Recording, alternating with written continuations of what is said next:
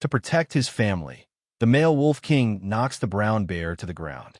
The wife on the side felt very sorry for him and crawled to his wife with the last trace of strength.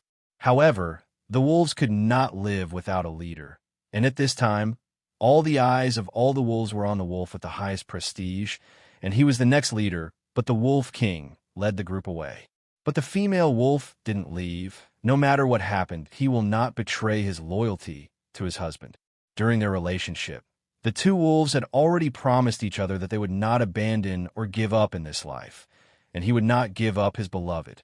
However, there is a price to be paid for this. That is, to be abandoned by the herd, and the temperature plummets in the blink of an eye. But this female wolf did not leave her husband half a step, and we can't imagine how many days and nights she has experienced. Even if her husband has long since left, she just wants to spend the rest of her life with him like this. During this time, Jilong found out that she was pregnant, which was the only blood left by her husband. If this continues, she will only starve to death with the child in her womb. In order to pass on her husband's bloodline, Jilong decided to give birth to the child, so that he had to hunt and eat, and he could no longer return to the wolves, and he could only rely on himself for the future. And he looked at his husband very reluctantly.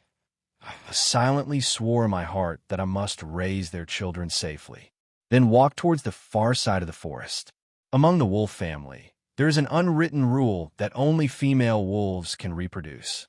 If it returns to the wolves for a living, the cubs will be killed once it gives birth. This is the only impression her husband has left on her, and it is also the motivation to keep herself alive. She would never let that happen. But how could a wolf survive alone when it was abandoned as a social animal?